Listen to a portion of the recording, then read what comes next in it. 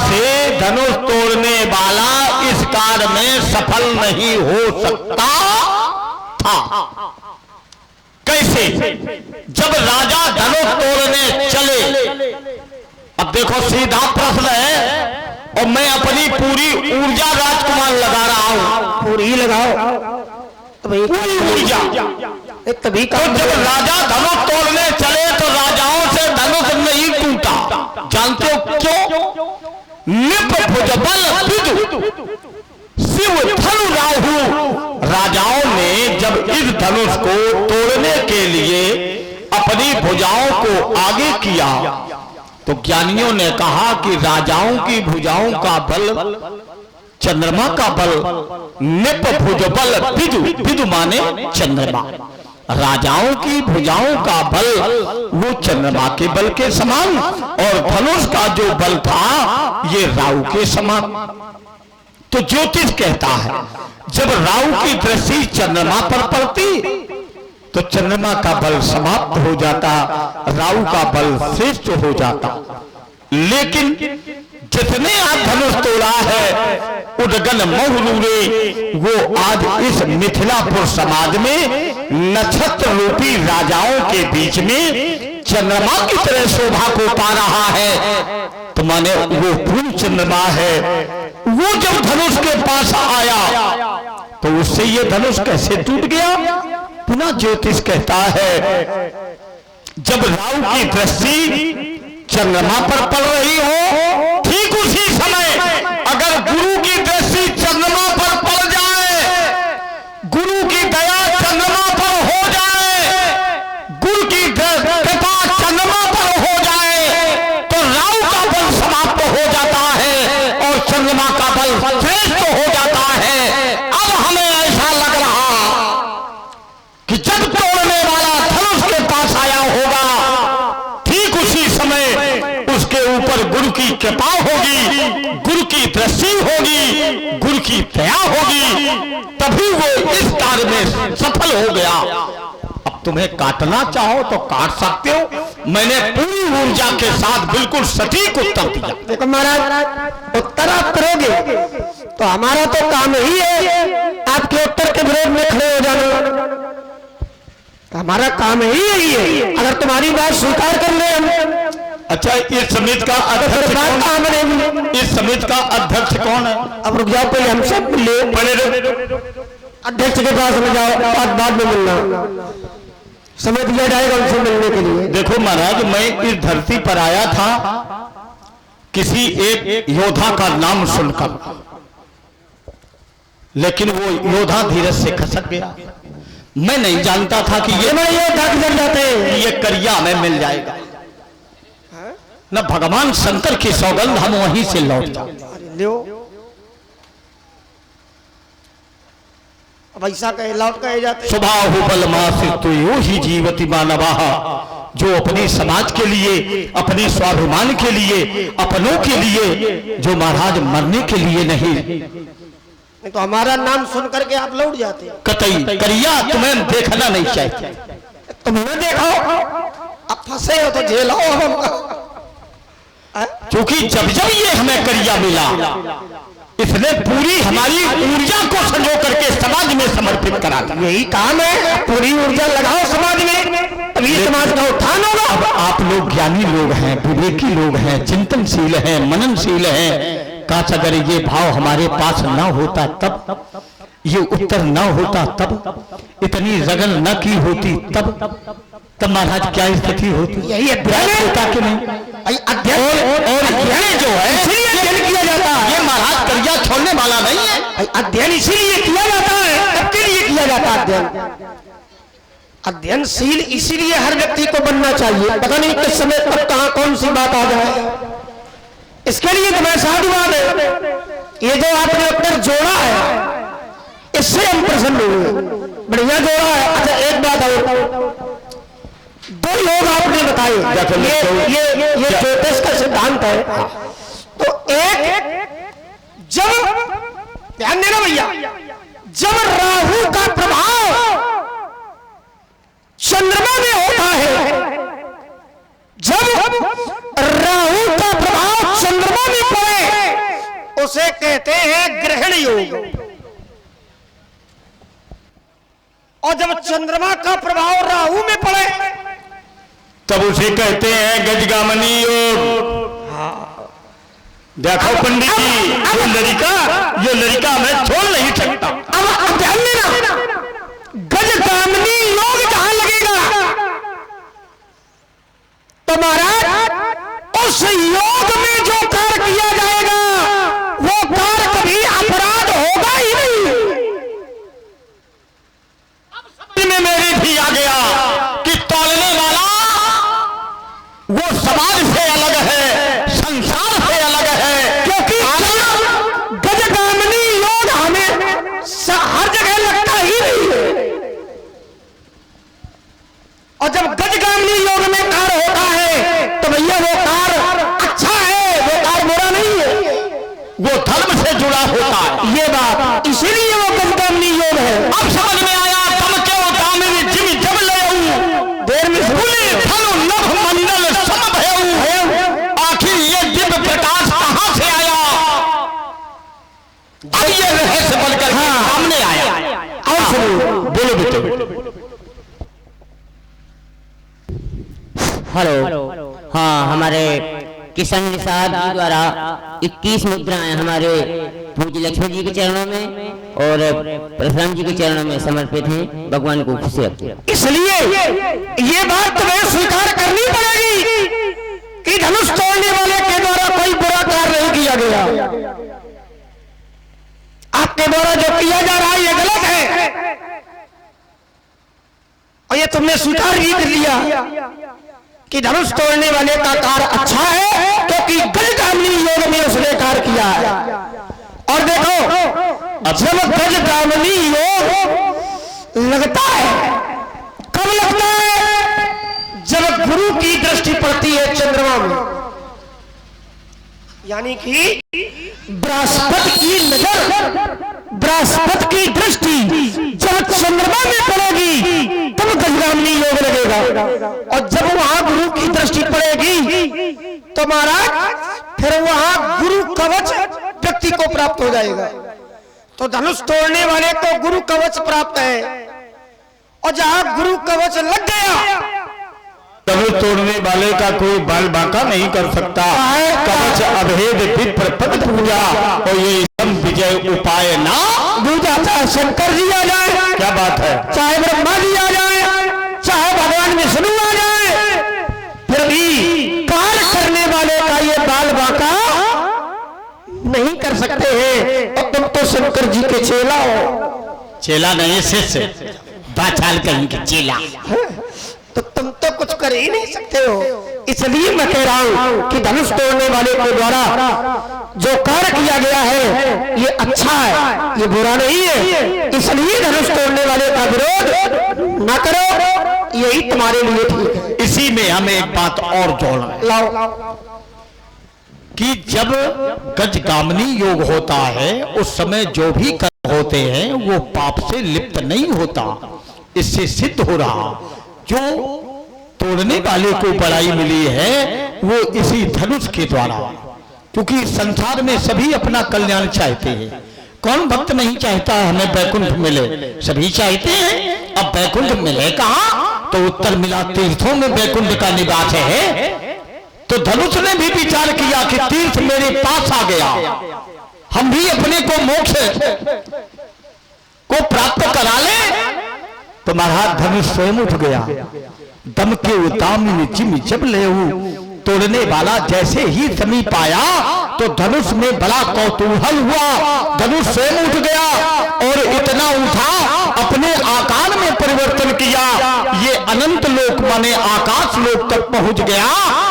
तो तोड़ने वाला भी भुज प्रलंब कंजारुण लोचन, उसने अपनी भुजाओं को इतना बढ़ाया ये अनंत तक पहुंच गई। तो धनुष ने विचार किया कि जब तीर्थ मेरे समीप में है, अगर तीर्थों में हमारे प्राण समर्पित हो जाए तो हमारा भी उद्धार हो जाए। तो स्व प्रारंभ मोक्ष और धनुष स्वयं ही तोड़ने वाले के हाथ में, तीर्थ रूपी हाथ में समर्पित हो गया, अपने प्राणों को समर्पित कर दिया। और तोड़ने वाले को पढ़ाई भी लगाई। तोड़ने वाले ने कोई उपक्रम नहीं किया कि ये धनुष पराभव को प्राप्त कराया जाए। ये बात तुम्हारी यदि वो सदाचारी है, ये बात तुम्हारी ठीक है। हाँ, अब जो तुम्हें मतलब की है वो सब ठीक है। अरे अब तुमने रखी है, हमारा चिंतन सुन लो। आपने कहा कि धनुष तोड़ने वाले का कोई दोष नहीं है। आपने ही बताया कि धनुष ने स्वयं अपने आप को मंगलाकार कर लिया और धनुष तोड़ने वाले के हाथों में पहुंच गया।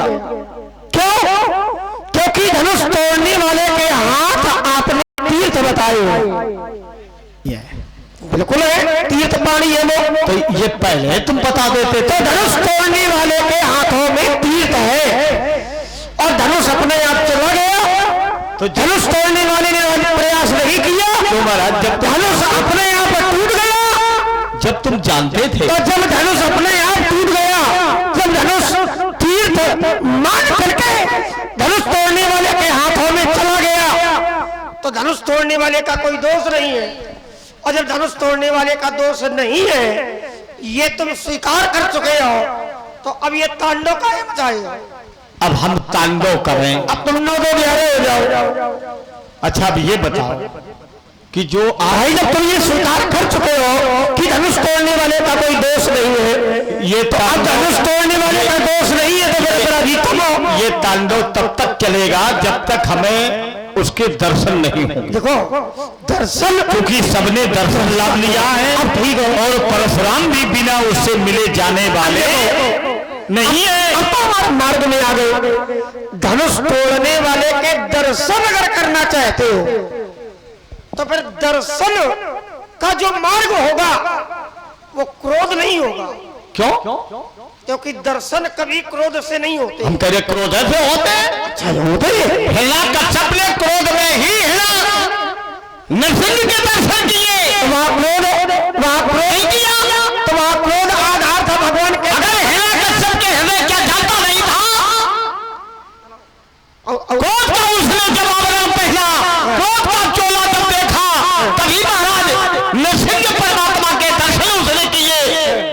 तो वहाँ क्रोध आ गया था कि प्रेम। और यदि क्रोध धर्म के पर समर्पित होता है, तो वो क्रोध सदैव समाज के लिए प्रेरित होती है। तो क्या हिरण्यकश्यप को जिस समय भगवान नरसिंह ने मारा, तो वहां हिरण्यकश्यप का क्रोध था कि प्रहलाद जी का प्रेम था?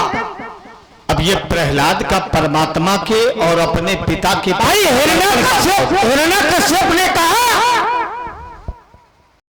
पुत्र को बांध दिया और मारने के लिए तैयार हो गया।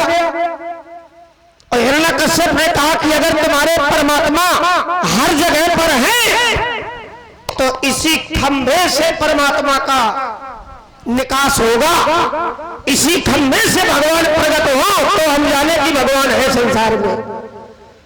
और महाराज जब मारने के लिए उत्तेजित हुआ, तो प्रहलाद जी की ऐसी भक्ति थी कि भक्ति के कारण, भक्त के कारण, भक्त के प्राणों की रक्षा के कारण भगवान को खंभा फाड़ करके आना पड़ा। तो वहां क्रोध धरातल नहीं है, वहां जो आधार है भगवान को दर्शन का, वो है प्रहलाद जी की भक्ति। और क्रोध का आधार था, तो भक्ति के कारण भगवान खंभे से पैदा हुए, नरसिंह अवतार लिया। और हिरण्यकश्यप ने वरदान मांगा था कि न मैं दिन में मारा जाऊं, न मैं रात में मारा जाऊं, न मैं ऊपर मारा जाऊं, न मैं नीचे मारा जाऊं, न मैं दाएं मारा जाऊं, न मैं बाएं मारा जाऊं, न मैं मनुष्य से मारा जाऊं, न मैं देवताओं से मारा जाऊं, न तो मैं 12 महीनों के अंतर्गत मारा जाऊं। तो भगवान ने क्या किया? न तो भगवान ने मानव का रूप लिया और न देवताओं का रूप लिया। आधा नरसिंह और आधा इंसान, ये रूप धारण किया। आधे में नर थे और आधे में सिंह थे, तभी नाम पड़ा नरसिंह। न दिन में मारा, न रात में मारा। कब मारा? एक पहर की रचना की, न ऊपर मारा, न नीचे मारा, न दाएं मारा, न बाएं मारा, न अंदर मारा, न बाहर मारा। कहां मारा? पुरुषोत्तम मास में बोरी पर बैठ करके मारा, बीच दरवाजे में बैठ करके मारा, और 12 महीनों के अंतर्गत नहीं मारा। ये जो पुरुषोत्तम मास है, जिसे आप लोग मलमास के महीने से जानते हो, है ना? मलमास का जो 3 वर्षों के बाद 1 महीना बढ़ता है, ये नियम है। बैसाख का महीना, तो ये का महीना, माघ का महीना, ये बड़े पवित्र महीने होते हैं। ये जो पुरुषोत्तम मास का महीना है ना, तो पुरुषोत्तम मास के महीने की रचना भगवान ने हिरण्यकश्यप को मारने के लिए ही की थी। बैसाख में सीता, बैसाख में परशुराम, चैत्र में राम, तो है माघ में दान की विशेषता। तो ये तो सब लोग जानते हैं। तो कहने का तात्पर्य वहां आधार क्रोध नहीं था, वहां आधार थी भक्ति। किसकी? भगवान की। हिरण्यकश्यप की परमात्मा के प्रति भक्ति थी कि विरोध था? हिरण्यकश्यप का विरोध था। तो फिर उसका कल्याण कैसे हुआ? देखो फिर वही बात, तर्क जहां किया करो वहीं आया करो। हम वहीं खड़े। आपने कहा कि वहां जो हिरण्यकश्यप को दर्शन हुए, तो दर्शन क्रोध के कारण नहीं हुए। किसके कारण हुए? दर्शन हुए हैं प्रहलाद जी की भक्ति के कारण। क्रोध में कभी भगवान का दर्शन होगा ही नहीं, क्योंकि क्रोध खिन्न मन तर्क बढ़ाई। क्रोध में खिन्नता आएगी, और काम क्रोध मदलोन प्रभु नाथ नरक के। ये उनके लिए है सिद्धांत, हानि लाभ जीवन मरण यश अपयश विधि। अरे तो वही तो जो जीव कोट के प्राणी हैं उनके ऊपर ये प्रभाव होगा। हिरण्यकश्यप वही से जुड़ा है। लेकिन परशुराम जैसे व्यक्तित्व पर तुम्हारा ये कोई भी हाथ नहीं लगेगा। कोई नहीं हो तो भगवान का दर्शन कभी क्रोध में नहीं हो। अब हम तुम्हें क्या दिखाई दे रहे हैं? क्या हो? नीचे से ऊपर देखो, हम तुम्हें क्या लग रहे हैं? हम भगवान हैं कि नहीं? कहा हम भगवान हैं कि नहीं? तुम कब से भगवान ही गए हो? कहां से तुम भगवान हो? हम चरणों से भगवान, चरणों से भगवान हो? बंदा हूं प्रथम महीसुर। नहीं, चरणों से तुम भगवान हो। अच्छा यो बात नहीं हो तो एक हमारे भगवान के ये बंधा है। क्या है ये? क्या है?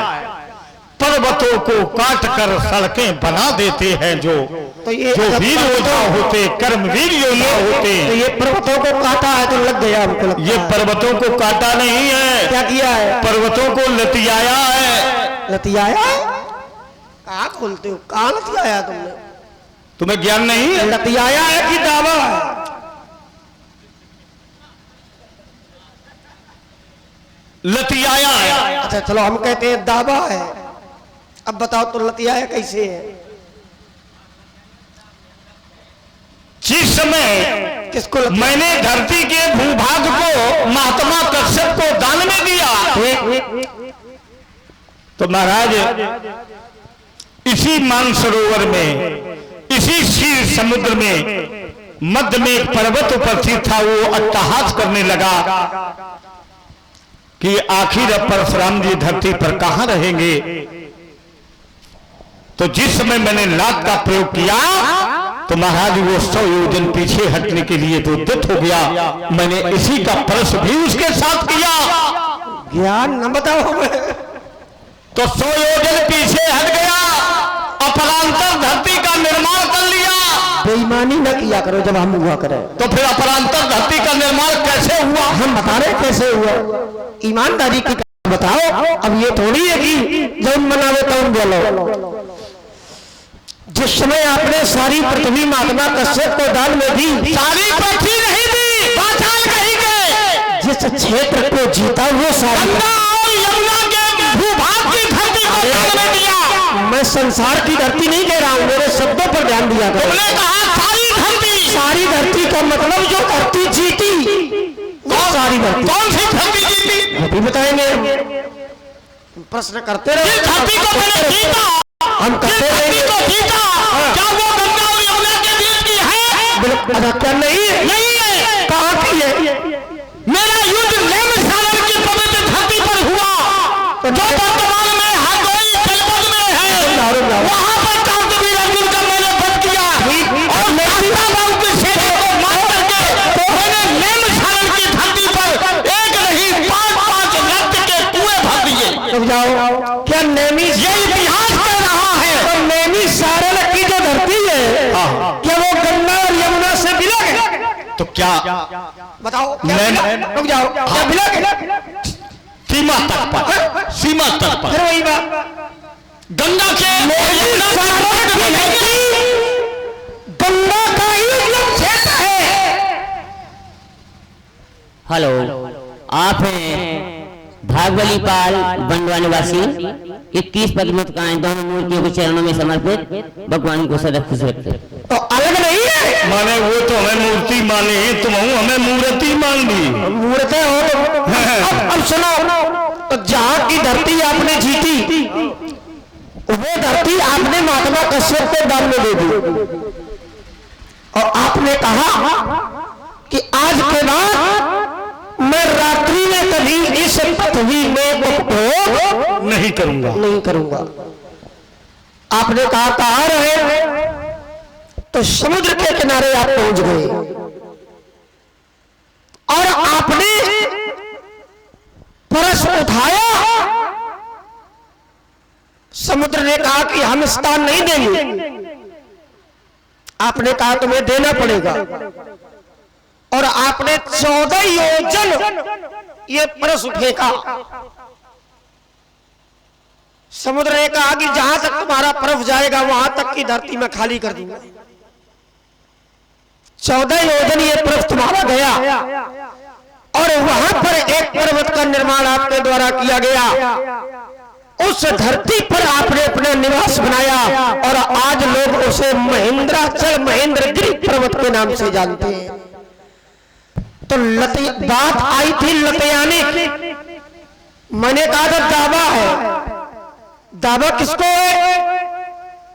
राजा इंद्र के श्राप को आपने दावा है। ये जो बंजर जमीनें हैं, राजा इंद्र के श्राप को 4 भागों में बांटा गया था। ब्रह्म हत्या लगी थी, अब ब्रह्म हत्या को 4 भागों में बांटा गया था। संसार में जो जिस धरती में गड्ढे हो गए थे बड़े बड़े, उन गड्ढों को आपने बराबर किया है। पैरों से दावा है, ये तो प्रमाण मिलता है, पर आपने किसी को लतियाया है ये प्रमाण हमें आज तक नहीं मिला। इसलिए महाराज दावने का प्रमाण तो है। अच्छा रुको, लतियाया किसने? ये कृषि प्रधान क्षेत्र है, कृषि प्रधान और कृषक भी बैठे हैं। बिल्कुल बैठे हैं। जब आप लोग खेत की जुताई करते हो तो कहीं ऊंचा हो जाता है और कहीं, तो फिर क्या करते हैं? दापते हो? दापते हो कि लतियाते हो? दापते हैं, लतियाते नहीं। वो कहे लतियाते नहीं है। जबरदस्ती न बनवाओ भाई, जबरदस्ती कोई काम नहीं कहूं तुम बिल्कुल जबरदस्ती कोई काम थोड़ी किया जाता है। रहे चलो है? अब ये भावे विदते देवा, ये वृद्ध हमारे साथ है, लड़का लड़का के साथ है, और समाज में इतना उभय पक्षों का जो तर्क चला, इससे जो समाज के वयोवृद्ध है, जो घर के मुखिया है, ये विशेष बल दें कि आप अपने परिवार में उतना अनुशासन रखें, उतनी शक्ति रखें, जिससे कि आपका परिवार टूट न जाए, बिखर न जाए। ऐसा अनुशासन किस कार्य का कि महाराज आपका परिवार टूट जाए, आपका घर बिखर जाए, ये समाज बिखर जाए, ऐसा अनुशासन किस कार्य का? अनुशासन भी बना रहे, धर्म भी बना रहे, मर्यादा भी बनी रहे, समाज भी हमारा सुरक्षित रहे, ऐसे विवेकशील प्राणियों की आवश्यकता है इस प्रेक्षागार में। तो उभय पक्षों में ये भी आप संतुलन देखें। मैंने इसे डांटा, दबका, आंख भी दिखाई, और समय आने पर जहां समय मिला तो थोड़ा इसे उठा भी दिया। पर तुम्हारे डांटने का, आग दिखाने का हमारे ऊपर कोई प्रभाव नहीं पड़ा। नहीं, अब पड़ेगा। अब कब पड़ेगा? अरे तो देखो अभी तक नहीं पड़ा तो अब क्या पड़ेगा? अभी तो वो पड़ेगा जो तुमने कभी सोचा नहीं होगा। तुम्हारा कोई प्रभाव हमारे ऊपर नहीं पड़ेगा। कोई प्रभाव अगर तुम्हारा हमारे ऊपर पड़े तो बताना। तो बोले मनमानी लखन,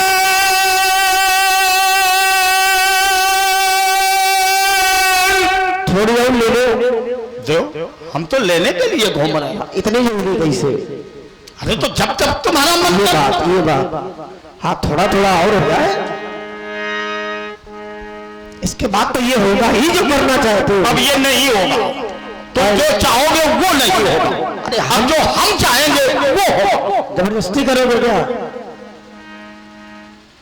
तुम सबने मिलकर जबरदस्ती धनुष तलवा दिया। फिर वही बात अभी देखो, अभी स्वीकार कर चुके हो कि धनुष का टूटना बुरा नहीं है, फिर वही आ रहे हो। ये मैंने तुमसे कहलवा लिया कि धनुष का टूटना बुरा नहीं अच्छा है और धनुष तोड़ने वाला बुरा नहीं अच्छा है, लेकिन ये स्वीकार तुम कर चुके हो, ये ध्यान रखना। ये तब, अब दोबारा वहां न जाना। ये तब, या उंगली पर पास रखना। और एक बिंदु आपका उड़ाया है, उस पर भी थोड़ा थोड़ा चिंतन हो जाए। एक कर्म की बात आपने रखी थी। आपने कहा था जो संसार में होता है वो कर्मों के माध्यम से होता है, निसंदेह, है ना? यही तो कहा था। अवश्य में भोक्तव्यम कृतम कर्म शुभा शुभम। अच्छा, हम कहते हैं कि कर्म से सब कुछ नहीं होता है, सब कुछ कर्म पर ही निर्भर है। हम कहते हैं नहीं है, कर्म ही आधार है। हम कहते हैं नहीं है। अगर नहीं है तो जब जीव संसार में आया तो महाराज उसने ब्रह्मा से कहा, हे प्रभु मेरा कुछ अधिकार है? तो ब्रह्मा ने स्पष्ट कर दिया, हे जीव तुम्हारा एक ही अधिकार है। क्या? मन्यो अधिकारस्ते, कर्म करो। कैसा कर्म करो? अब ये तुम्हारी सत्संग पर निर्भर है, तुम्हारे बुद्धि बल पर निर्भर है कि तुम्हारा कर्म समाज के प्रति समर्पित है, धर्म के प्रति समर्पित है या अधर्म के प्रति समर्पित है। ये तुम्हारे विवेक पर निर्भर करता है। महाराज कभी कभी ऐसा भी होता है कि व्यक्ति ने कर्म नहीं किया और परिणाम मिल जाता है। नहीं सकता कि बिना कर्म के ये कोई फल मिले। ये मैं आपको प्रमाण देता हूँ। जो बेटा, और आप बैठे तो ये भी थोड़ा थोड़ा रस बने। हाँ, खोलो भैया से ये बात।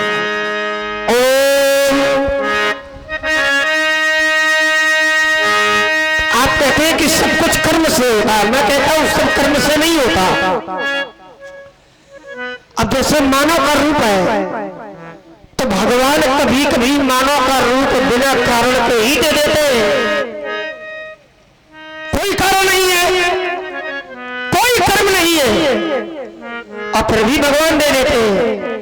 आज ये एक गाली में उत्तर करूंगा मैं कैसे।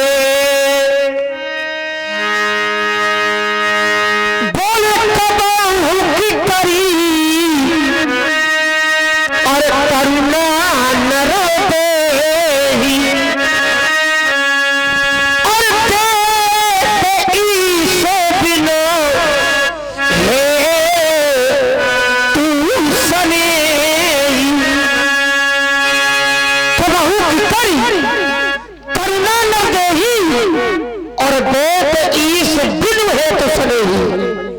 बिना हेत के, बिना कर्म के, बिना कारण के भगवान कभी कभी मानव का शरीर दे देते हैं। एक अगाली से मैंने आपकी बात को कहा था, कर्म न किया जाए परिणाम फिर भी मिलेगा। और यदि ऐसा है तो वही कह रहा है, ये ययाम माम प्रपद्यन्ते, ये वही सर्वेश्वर कहता है, ये ययाम माम प्रपद्यन्ते तस्मात् भावम भजाम्यहम्। हमको भक्त जिस भाव से भजते हैं हम भी उसको उसी भाव से भजते हैं। धर्मो रक्षत रक्षता, जिस प्रकार से आपने धर्म के प्रति समर्पित रहकर धर्म की मर्यादा की रक्षा की तो समय आने पर धर्म भी आपकी उस इसी भाव से आपकी रक्षा कर। कर्म ईश्वर की है। मैं कहता हूं कि ईश्वर की कृपा जब तक नहीं होगी तब तक व्यक्ति कर्म, अरे बिना परमात्मा की कृपा के भैया पत्ता भी नहीं हिलता। कर्म प्रधान विश्व करी राखा, जो जैसे करी सो तस फल चाखा। पर ऐसा नहीं है, ये कर्म की धरती है। पर ऐसा नहीं है। और अगर ऐसा है, अगर ऐसा है तो भैया वाल्मीकि जी को सब लोग जानते होंगे। आप लोग वाल्मीकि जी की एक कथा है पुरानी। वाल्मीकि जी पहले क्या थे? तो वाल्मीकि जी वाल्मीकि होने के पहले थे रत्नाकर। और रत्नाकर की कथा सबने पढ़ी होगी, बच्चों ने भी पढ़ी होगी। इसके पहले वाल्मीकि जी थे चोर। चोर करते थे, चोरी करते थे, पाप करते थे, ऋषि मुनियों को पकड़ लेते थे, लूट लेते थे। ये कर्म थे उनके। पर जब भगवान की शरण में आए तो महाराज बुरे कर्मों का परिणाम कभी नहीं मिला। और अच्छे कर्मों का यह परिणाम मिला कि वाल्मीकि जी रत्नाकर चोर से ब्रह्म के समान हो गए। अब बुरे कर्मों का परिणाम कभी नहीं मिला। अगर कर्म से सब कुछ होता है तो फिर बुरे कर्मों का परिणाम मिलना चाहिए। अजामिल को भैया कौन नहीं जानता, एक एकड़ धाली भी देता चलो, कोई बात मन मौखिक नहीं होनी चाहिए। नहीं तो क्या रत्नाकर को या वाल्मीकि को दंड नहीं मिला। आप बैठे, आइए मैं एकड़ धाली देता हूं। सठ सुधर ही कैसे? वाल्मीकि जी ने इतना धर्म किया तो बुरे कर्मों का परिणाम मिला। सठ सुधर ही बुरे कर्मों का परिणाम मिला। संगति पाई पारस परस सुधात सुहाई। अब ये कर्म है क्या? जैसे जंग लगा हुआ लोहा, ये कर्म है क्या? अगर पारस पत्थर से जोड़ दिया जाए ये कर्म है तो वो बहुमूल्य बन जाता। अरे भाई किसी को रत्नाकर ने जब जीवन भर अपराध किया, यहाँ कर्म नहीं है। तो परमात्मा ने देखा कि अब इनके पाप कर्म समाप्त हो गए, पुण्य कर्म उदित होने वाले हैं। तो महाराज सप्तऋषि आ गए। तो बुरे कर्म, और सप्तऋषियों ने जब दर्शन दिया, भाई सिद्धांत कहता है शुभ और अशुभ कर्म अनुहारी, ईश देत फल होते विचारी। आप बुरा कर्म करोगे तो बुरा परिणाम मिलेगा, अच्छा कर्म करोगे अच्छा परिणाम मिलेगा। हो सकता है कि तो वाल्मीकि जी ने बुरे कर्म किए, ये भी हो सकता तो है। बुरे कर्मों का परिणाम मिलना चाहिए। निसंदेह क्यों नहीं मिला? पूर्व जन्म के कुछ ऐसे संचित कर्म थे ऐसे थोड़ी जो वर्तमान में पुण्य के रूप में परिवर्तित बताओ। वाल्मीकि जी का तो पूरा जीवन दर्शन आपके सामने है, हमारे सामने है। तो फिर वाल्मीकि जी ने किया क्या? क्या किया? क्या किया? बोलो। बोले उल्टा नाम और जपत जगू जाने और वाल्मीकि भय ब्रह्म। ये कौन सा नाम जपा उन्होंने? उल्टा नाम राम। राम। इधर देखो, सीधा नाम क्या है? राम। राम नाम है कि रूप है? राम नाम है, शब्द राम राम के नाम को इधर देखो, और यज्ञ वरदानी और राम चरित सतकोटि महा बोले लिए महेश जिए जान। अच्छा ब्याज जी, जो नाम होता है वो आकार से रहित होता है। ये नाम है, राम नाम है। जो नाम है राम नाम है, रूप नहीं है। राम, रा, आ और माँ, ये नाम है। ये अक्षर है कि नहीं? सो सुख धाम और राम असनाम। इधर देखो,